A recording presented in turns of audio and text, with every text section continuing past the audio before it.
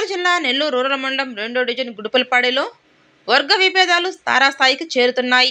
నువ్వా నేనా అంటూ టీడీపీ వర్సెస్ వైసీపీ నాయకుల మధ్య ప్రస్తుతం మాటల యుద్ధం కొనసాగుతుంది. ఈ సందర్భంగా స్థానిక వైసీపీ నాయకులు పడిగినేటి మహేష్ మాట్లాడుతూ, నా తండ్రి దయాభిక్షతో వార్డు నెంబర్గా గెలిచిన నువ్వొక బొచ్చులింగానివి, నీవా మమ్మలను విమర్శించేదని, నాలుక వంకలతో నోటికొచ్చినట్లు అవాస్తవాలను మాట్లాడితే సహించేది లేదని పడిగినేటి మహేష్ హెచ్చరించారు. 70 సంవత్సరాల అనుభవంలో నివసిస్తున్నందునే గ్రామ కంట భూమిని రిజిస్ట్రేషన్ చేసుకోవడం జరిగిందని గుర్తు చేశారు. శివాలయ అభివృద్ధికి ఇప్పటికే మా చేతి డబ్బులు ఖర్చు చేయడం జరిగిందని తెలిపారు.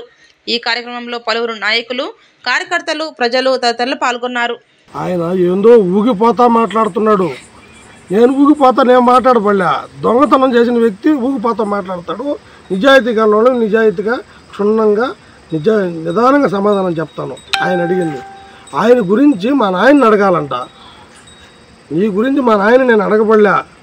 మీ బాబాయ్ చనిపోయాడు కదా రఘురామయ్య గారు, ఆయన మా ఇంటికి వచ్చి మా మేకలన్నీ వార్డు నెంబర్గా పెట్టు అని అంటే, వార్డు నెంబర్గా మా నాయన పెట్టి మా నాయన గెలిపిస్తే గెలిచిన 7 మందిలో నువ్వు ఒకడు బొచ్చులింగానివి. గెలిచిన 7 మందిలో నువ్వు ఒక బొచ్చులింగానివి అంతే. నీ గురించి మేము మళ్ళీ అడిగేది, నీ గురించి అడిగితే చాలా ఉన్నాయి. నీ గురించి మేము అడగబడలే. గ్రామంలో బాత్రూమ్లు కట్టేటప్పుడు ప్రతి బాత్రూమ్కి 5,000 రూపాయలు, కొత్తగా వచ్చిన పెన్షన్ 200 రూపాయల కమిషను, ఒక కాలనీ ఇళ్ళు 2 పేర్లు 3 పేర్లు పెట్టి 2 సార్లు బిల్లులు పెట్టి తీసుకునేది. దాని గురించి మేము అడిగేది నీ గురించా? నువ్వు ఎప్పుడో 15 ఏళ్ల క్రితం వార్డు నెంబర్గా గెలిచావు.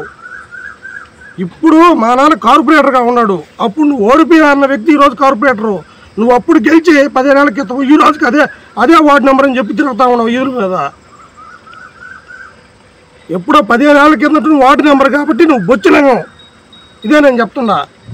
ఇంకోటి, బిల్డర్ల కాడ వాళ్ళ కాడ వీళ్ళ కాడ డబ్బులు దండేమని అంటున్నావు. ఏ బిల్డర్ కాడ దండేమనేది వాస్తవాలు తెలుసుకోకుండా, ఆధారాలు లేకుండా నోటికి వచ్చినట్టు నాలిక వంకరగా అటు ఇటు తిరుగుతుందని మాట్లాడితే గొప్ప కారణం కాదు. వాస్తవాలు బయట పెట్టి చెప్పాలా ఏ రోజైనా కూడా. నీకు ఒకటే చెప్తున్నాను, నువ్వేమో నేను ఊగిపోతా మాట్లాడితే నేనేదో పెద్ద నాయకుడిని, నీ గురించి అధిష్టానాన్ని అడగబడలే. అధిష్టానం చెప్పు నీ పేరు చెప్పే అంత నువ్వు అంత పెద్ద నాయకుడు ఏం కాదు. ఈ గుడపలపాడులో సాధారణ వ్యక్తివి, సాధారణ ఓటర్వి. అంతేగాని నీ గురించి మేము తెలుసుకోవాల్సినంత పని లేడా. 15 ఏళ్ల క్రితం వార్డు నెంబర్ అని చెప్పి ఈ రోజుకి నేను రాజకీయంగా నాయకుడిగా ఎలగతానంటే కుదరదు. ఇంకొక విషయం ఏంటంటే, ఈ దేవస్థానంలో గత 4 సంవత్సరాల నుంచి ఏ విధంగా అభివృద్ధి చెందింది కానీ, ఏ విధంగా దైవ కార్యక్రమాలు చేసుకున్నాం అనేది కానీ గ్రామ ప్రజలకు తెలుసు. 2 నెలలైతే నీచ రాజకీయ చరిత్రకు పూనుకుంటావా నువ్వు? 2 నెలల్లోనే నీ ఇంత నీచమైన రాజకీయ వ్యవహారం చేస్తావా? శిలాఫలకాన్ని ప్రోటోకాల్ ప్రకారం ఎమ్మెల్యే గారి పేరు ఉన్న దాన్ని నిలవడ పగలు కొడతావా? నిలవడ పగలు కొట్టి ఆ విధంగా నువ్వు నీచ చరిత్రకు రాసుకుంటావా? లైట్లు దేవస్థానానికి ఎన్ని లైట్లు లేకుంటే అన్ని లైట్లు తీసేస్తావా? దేవుడి కట్టలు కట్టుంటే కట్టలు కొట్ట తీసేస్తావా? అదే నీ గురించి నేను తెలుసుకునేది. బొచ్చులింగం అదే నీ గురించి నేను తెలుసుకునేది. పొద్దున్న లేస్తే ఆయన ప్రోటోకాల్ ప్రకారం కార్పొరేటర్ అయితే ఎవరు మా ఇంటికి పోకూడదు అంటావు. అదే నీ గురించి నేను తెలుసుకునేది. బొచ్చులింగం నువ్వు ప్రజలకు చేయాలనంటే నీకు అధికారం నీ చేతికి వచ్చినప్పుడు సామాన్య పేదవాడికి ఏమన్నా పథకం అందకపోతే వాళ్ళకి ఏదన్నా అవసరమైతే పనులు చేసి పెట్టి ఇంకా మంచి పనులు చేయగానే దేవుడి గుళ్ళైన నీచమైన రాజకీయం చేసేది. పనికి వాళ్ళని చేష్టాలు కాకుండా నీచమైన రాజకీయం దేవస్థానం నేను చేసేది.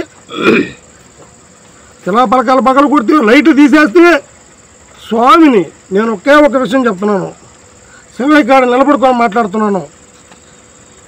నేను 3 రోజుల క్రితం మా శివాలయం స్వామికి ఫోన్ చేశాను. స్వామి, నేను మాట్లాడే సబ్జెక్ట్ గురించే నువ్వు చెప్పు. నేను మీడియా సమావేశంలో నీ నోటుకు వచ్చినట్టు ఏదేదో చెప్తే రాజకీయం నేను ఎవరు అడిగారు? రాజకీయం గురించి నేను నీ గురించి అందరికీ తెలుసు. నువ్వు దారిలో పోతా ఉంటే నేను పలకరించే నాదురు కూడా లేడు ఊర్లో. అర్థమైందా? నువ్వే వాళ్ళ పడికి ఏం సంగతి నువ్వు ఎంటపడి పలకరిస్తావు. అది నీకు ఉండే చరిత్ర ఇక్కడ గుడపలపాడులో. దాని గురించి నేను నిన్ను అడిగేది. నీ గురించి నేను అడిగేది నీ గురించి తెలియనోడు ఉంటే కదా. పిల్లకి పెచ్చమైన వ్యక్తివి నువ్వు సేవా కార్యక్రమం నువ్వు ఎవరికి దేనికన్నా ఒక్క దానికన్నా ఏదైనా చేస్తున్నావా? గుడపలపాడులో మేమేం చేసామో చెప్తా. ఎప్పుడో చరిత్రలో నిలిచిపోయి శ్మశానం కట్టాం. మా సొంత డబ్బులు 4.5 లక్షలు ఖర్చు పెట్టాం. పోతురాజు స్వామి గుడికి ప్రహరీ కట్టించాం 5 లక్షలు పెట్టి. ఇంకా మా ఊరు అరుంధతి వాడవాళ్ళకి మన గాలి వారికి మాతమ్మ గుడి పడిపోతే మాతమ్మ గుడి కట్టించాం. మా ఊరు అర్జున్ వాడికి సౌండ్ సిస్టమ్ 50,000 రూపాయలు పెట్టి తీపిచ్చాం. చర్చికి 2 లక్షలు పెట్టి ప్రహరీ కూడా కట్టించాం. మా సొంత నిధులతో.